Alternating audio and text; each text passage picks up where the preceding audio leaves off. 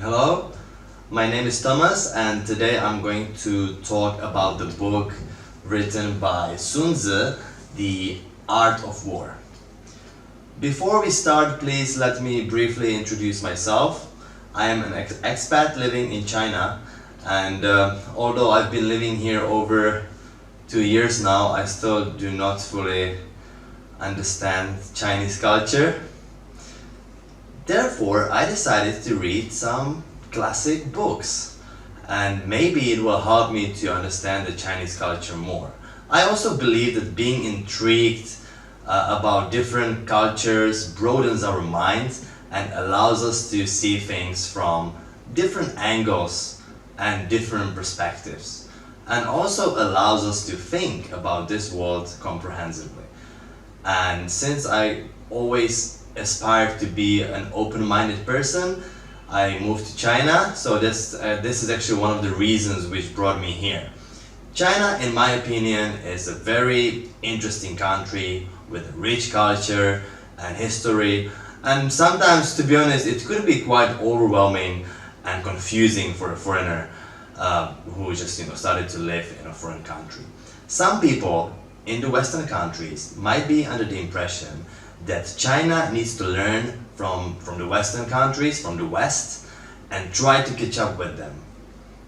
In my opinion, we should all learn from each other. In fact, culture exchanges are of significant importance to the existence and development of human society.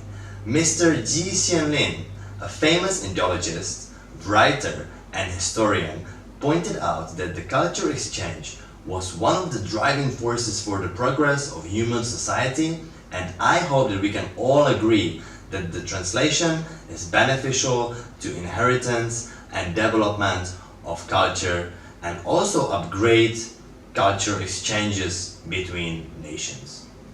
UNESCO officials hold the belief that the culture exchange is a new phenomenon of globalization.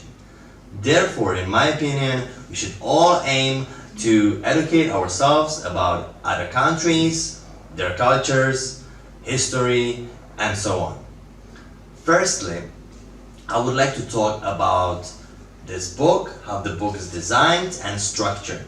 It's worth to mention that the book is interpreted upon the authoritative version and latest research findings. Throughout the book, you will come across to many beautiful illustrations with the aim to provide the top quality book, and also visualize some of the aspects mentioned in the book.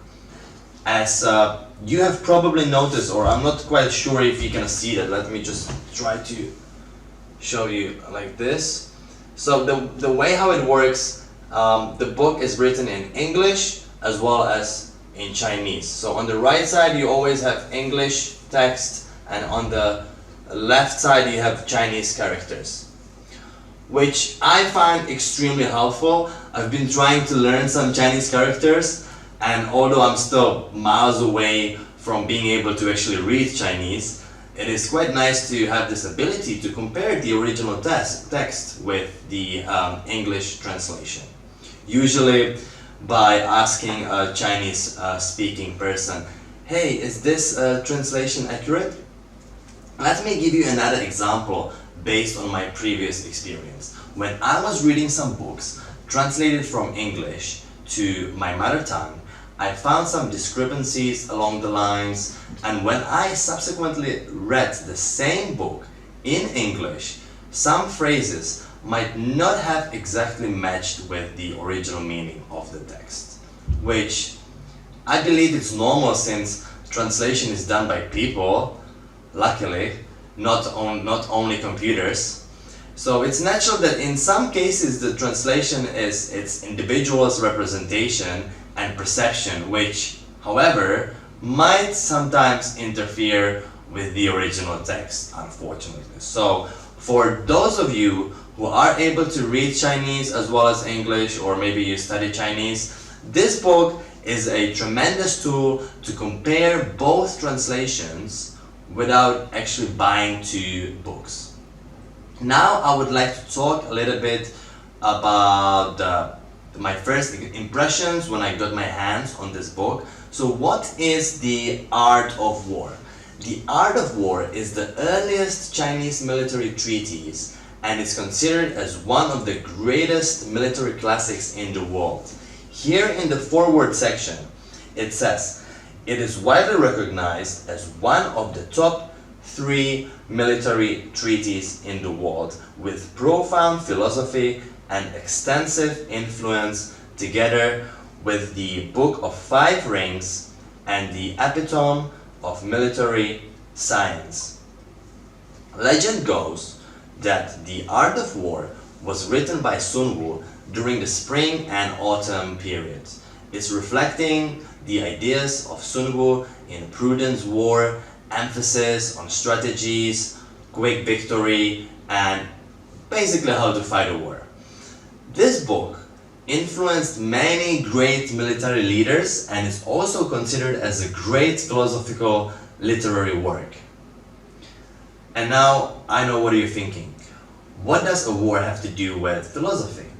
That was my first question when I found that this publication has had such a massive philosophical impact over years, and as I was getting further in the book, I understood that many concepts and principles stated in the book remain relevant in today's world.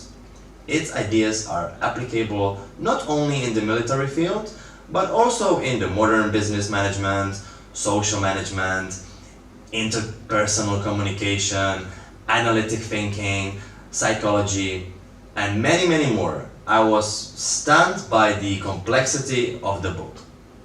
Let's talk about the content now. The Art of War is divided into 13 chapters, with each emphasizing a topic yet related to the topic in the other 12. Each chapter first gives a general overview and then makes analysis focusing on the topic. I found all the chapters very interesting and very well organized. More importantly, the whole concept was very easy to digest, as the author starts from very generic terms, and as we go deeper in the book, he explains some factors in more detail, which he had touched upon in the previous chapters. So today I'm not going to talk about all the chapters, which I think would be quite tedious process. Instead, I will try to pinpoint some ideas from the book and give you some guidance of my own interpretation.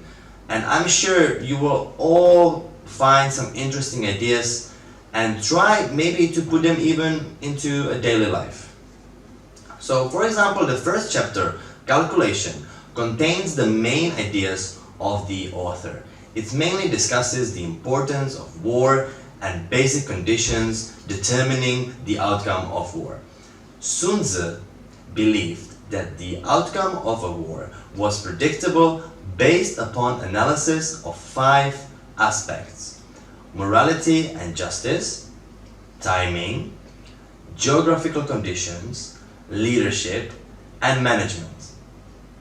Although Calculation in the Art of War focuses on war, the ideas of Sun Tzu about focusing on calculation and attacking enemies by surprise have been widely used in competitive fields such as business and diplomatic fields. And it has even moved into our popular culture, appearing in the classic movie Wall Street. I'm sure you've all seen this one, in which Gordon Gekko states, "I don't throw darts at a board, I bet on sure things." So, according to the Art of War, every battle is won before it is fought. The chapter Waging War does not refer to a song by C.C. Winans, but if you're into gospel, you should definitely check it out. The chapter starts with harmful aspects of war and points out that a quick victory should be gained, as a protracted war will definitely incur huge costs and threaten the security of a country. This is actually very interesting, because as we study the art of war, we realize that the main aim is not to wage any wars at all, but to put an end to wars and conflicts and avoid new ones as early as possible. Here is another example from daily life. And this is actually a funny story of my friend. He bought a new pair of jeans. He goes home very excited, and to his surprise, the size doesn't fit him, even though this size actually usually fits him, right? So next day, he goes to the store, all fired up, and start complaining to the staff straight away. I bought this new pair of jeans yesterday, but it doesn't fit me. I was ensured by your colleague that this size is the correct one, but it is not. This is a terrible customer service. I want you to give me a refund now. As all you might guess, the store refused to give him a refund or even change the size, because they had no obligation to do so, since the store has no refund policy. Coincidentally, I had a similar issue a couple of months later. I wanted to change my jumper for another one. It just didn't really fit me. So I tried a different approach. I go to the store and I come across like this. Hello there, I bought this jumper yesterday and your colleague was extremely helpful. I was very satisfied with the overall experience at your store. I found out that the size does not quite fit me, and I know you have no refund policy, but is there any chance I could swap the jumper for another one? So what do you think? Did they swap it for me? Yes, they did. The manager was like, sure, let's swap it, no problem. And since it was exactly the same store and same people, I believe that I won without fighting, because I did not start a war with the store straight away. So another chapter 3, strategies on attacking, mainly states strategies on operating and points out that strategies rather than force are the best method to defeat our enemies when we have a clear picture of both ourselves and our enemies. Sun Tzu said, the rules of waging a war are as follows. Taking your enemy's states whole and intact is better than destroying them by force. And making your enemy's troops surrender is better than defeating them by force, no matter they are big or small. Winning victories of all your battles is not the best strategy, whereas making your enemy surrender without fighting is the best. I really enjoyed this chapter because there are many hidden allegories easily transferable into the modern age. For example, businesses too often fight over market share and start price war, only to find out when it's all over they are left empty-handed and they make minimum profit. Additionally, I'm sure that you all have experienced terrible customer service before, like my friend from the story. In fact, many companies admit that the main reason for their poor customer service is due to a price war with their competitors. So the question is, what lesson can we take from this chapter? If we stay within the business industry, in order to prosper, we must capture market in a manner that leaves the industry healthy. The chapter Military Disposition I want to talk about mainly states the importance of creating favorable conditions in battle, for it will help conserve military strength and win full victory. In my opinion, the key point is that making ourselves invincible is a matter of defense, while defeating the enemy is a matter of offense. So allow me to quote from the book, and ladies, please excuse me for using purely masculine form. After all, the book was meant to serve its purpose to generals, which, as we know, is exclusively male affair. He who predicts the victory that any ordinary person can foresee is not the smartest, and he who wins victory through fierce fighting is not the most talented, even though he is highly praised by numerous people. From my understanding, it means that being direct and take obvious actions which are easily noticeable by our enemies or competitors, is not always the smartest solution. So if you want to be cheeky and outsmart your competitors in business, industry, you should definitely check it out. Next chapter I want to talk about, as the name indicates, momentum, mainly focuses on gaining momentum in a battlefield and also outlines that there are many unpredictable factors in a battlefield. So different ways of fighting should be used flexibly to create favorable conditions for winning victory. It mainly states the importance of talents as a valuable resource and how talented individuals have direct impact on the prosperity and survival of a country. This chapter could be useful for anyone working in HR, for example, like recruiters, or for instance, talent hunters, auditioners. You will all find very interesting thoughts there. Strength and weakness is the chapter 6, and this chapter is particularly interesting. We will find out the importance of striking where the enemy is weakest while avoiding its strength and taking initiative by adopting tactics in accordance with changes of the enemy's movements. For instance, it suggests that the best way how to predict enemies' movements is provoking them into action. There is also emphasis on timing and concentrating our forces to strike enemy in one place. So I believe leaders of Walmart are definitely acquainted with some ideas of the art war. Just look at their business model. Instead of directly taking on big retailers in cities, Walmart always sneakily started out in small towns. In this way, the company is able to kill two birds with one stone by eliminating weaker local competitors while simultaneously growing faster. So another chapter 7 discusses issues related to contending for winning conditions in war and points out the importance of taking the lead in occupying terrain, utilizing the strength of morale, combat effectiveness, and flexibility. The book suggests that one should familiarize himself with the political climate and topographical conditions of vassal states and using guides in order to control favorable terrain. So let's say you have a company and you want to expand to another country. How are you going to do that? You don't know anything about your potential customers, you have no idea about local traditions, customs, culture. So apart from doing some marketing research and analysis, you will more likely succeed if you hire some local person to help you, guide you, who can actually, help you to get yourself familiar with a known market, territory.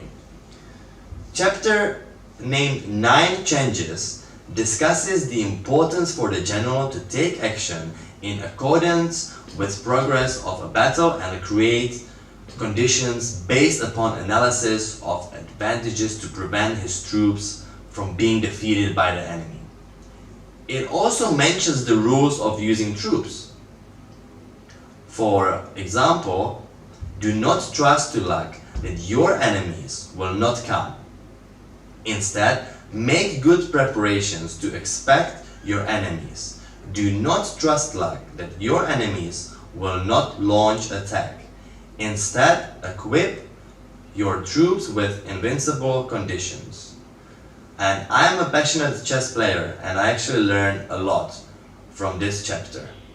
Even though I consider myself as a decent chess player, sometimes when I see an opportunity to launch a strong attack, I leave myself vulnerable and believe to luck that my opponent won't see that I'm being exposed. Since I read this book, I've been playing much more cautiously than before. The chapter Deploying the Troops is personally one of my favorite chapters in the book. It's more in depth compared with the previous chapters, maybe that's why I really enjoyed that. But the chapter mainly states issues related to positioning your troops and assessing the enemy. I found the most interesting part when Sun Tzu put forward 31 methods to observe and assess the enemy situation and mostly also environments.